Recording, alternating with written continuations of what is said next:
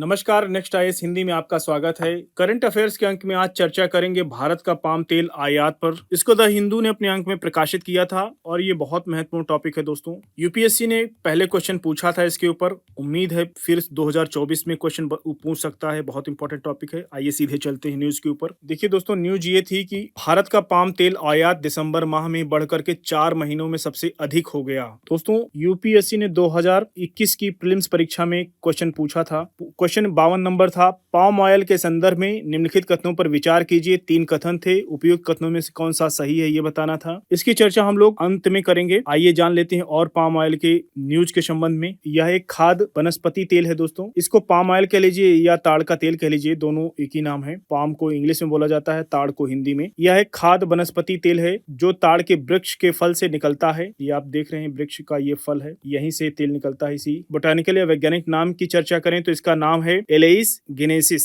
हो सकता है यूपीएससी अपने कथन में डाल सकता है वैज्ञानिक नाम क्या है, तो याद रखिएगा एलेइस गिनेसिस। पाम ऑयल है पश्चिम और मध्य अफ्रीका का मूल निवासी माना जाता है। ओरिजिन इसका मेल अगर कहीं पे है इसका, तो इसका ओरिजिन साउथ अफ्रीका में माना जाता है। मलेशिया और इंडोनेशिया में भी बड़े पैमाने पर उगता है। फलों से प्राप्त ताड़ के तेल का उपयोग अगर बात करें तो साबुन बनाने में, सौंदर्य प्रसाधन में, मोमबत्तियों में, जैव ईंधन में और चिकनाई वाले ग्रीस बनाने और टिन प्लेट को संसाधित करने, रिफाइंड करने और लोहे की प्लेटों को कोटिंग करने में किया जाता है। ध्यान रखिएगा। बीजों से प्राप्त पाम कर्नेल का तेल का उपयोग जो है वो मार्जरीन में भी किया जाता है, खाने वाले आइटम, आइसक्रीम में, चॉकलेट बनाने में, कन्फेक्शन में, कुकीज और ब्रेड जैसे खाद्य आइटम के साथ साथ कई फार्मास्यूटिकल्स यानी दवाओं के निर्माण में भी किया जाता है। याद रखिएगा इसको, बहुत महत्वपूर्ण है ये पाम ऑयल। अब बात कर लेते हैं कि पाम तेल का भारतीय आयात के ऊपर चर्चा कर लेते हैं। भारत एशिया में पाम तेल का सबसे बड़ा आयातक है दोस्तों। याद रखिएगा, हो सकता है यूपीएससी एक स्टेटमेंट बना दे, कथन बना दे कि एशिया में सबसे बड़ा आयातक चीन है या जापान है, तो आप वहां पे भ्रमित मत होइएगा, क्योंकि भारत ही एशिया में पाम तेल का सबसे बड़ा आयातक है और वैश्विक आयात का ग्लोबल इंपोर्ट का 15% हिस्सा है और इसके बाद 9% हिस्सा चीन इंपोर्ट करता है। पाकिस्तान 4% आयात करता है। बांग्लादेश 2% का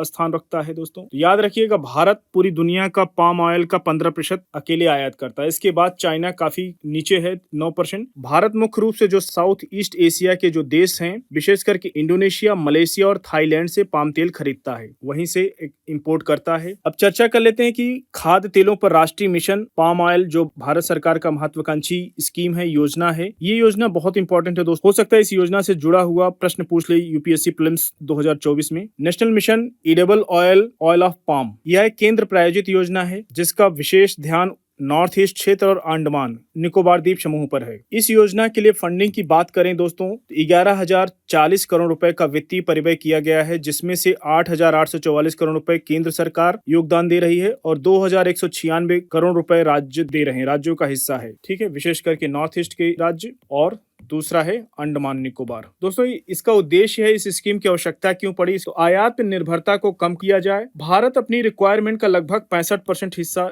इंपोर्ट करता है, जो 15% पूरी दुनिया का करता है। लक्ष्य की बात करें तो 2025-26 तक उत्पादन बढ़ाने का लक्ष्य 28 लाख टन तक करने का है। ये देखिए, इस योजना के तहत वर्ष 2025-26 तक पाम ऑयल के लिए 6.5 लाख हेक्टेयर अतिरिक्त क्षेत्र को कवर करने का प्रस्ताव है और इस तरह अंततः 10 लाख हेक्टेयर के लक्ष्य तक पहुंचना प्रस्तावित है। उद्देश्य की चर्चा ऑलरेडी कर चुके हैं। आयात बोझ को कम करने के लिए क्षेत्र विस्तार और कच्चे पाम तेल का उत्पादन को बढ़ाकर देश में खाद्य तेल की उपलब्धता को बढ़ाना है दोस्तों। जो नेशनल मिशन ईडेबल ऑयल है और उसकी मुख्य विशेषताओं के ऊपर चर्चा कर लेते हैं। रोपण सामग्री के लिए सहायता सरकार करती है। प्लांटेशन के लिए 4 वर्ष की गर्भधारण अवधि का अंतर फसल एवं रख रखाव के लिए इनपुट कॉस्ट प्रोवाइड करती है। सीड पार्क जो माइक्रो इरिगेशन है, वर्मी कंपोस्ट इकाई, सौर पंप, कटाई करने के लिए उपकरण देना, कस्टम हायरिंग सेंटर, सह हार्वेस्टर समूहों की स्थापना करना, ये सब इस स्कीम या योजना की मुख्य विशेषताएं हैं। किसानों और अधिकारियों को ट्रेनिंग देना, पुराने तेल ताड़ के बगीचों को फिर से रोपने के लिए कार्य करना मुख्य विशेषता है इस योजना की। दोस्तों, आइए क्वेश्चन पे चर्चा कर लेते हैं जो यूपीएससी ने 2021 में पूछा था। ये देखिए, 2021 में क्वेश्चन यूपीएससी ने प्रीलिम्स एग्जामिनेशन में पूछा था। हो सकता है 2024 में फिर से क्वेश्चन बन जाए, तैयार रहिएगा। पूछा था, ताड़ तेल या पाम ऑयल के संदर्भ में निम्नलिखित कथनों पर विचार कीजिए। पहला कथन था, ताड़ तेल वृक्ष दक्षिण पूर्व एशिया में प्राकृतिक रूप से पाया जाता है। प्राकृतिक रूप से नहीं पाया जाता है क्योंकि इसका स्थान अफ्रीका में प्राकृतिक रूप से पाया जाता है, वहां पाया जाता तो ये कथन तो गलत हो जाएगा। ताड़ तेल लिपस्टिक और इत्र बनाने वाले कुछ उद्योगों के लिए कच्चा माल है, तो ये कथन बिल्कुल सही, इसकी चर्चा ऑलरेडी कर चुके हैं। ताड़ तेल का उपयोग जैव डीजल उत्पादन में किया जा सकता है, एकदम कथन सही है।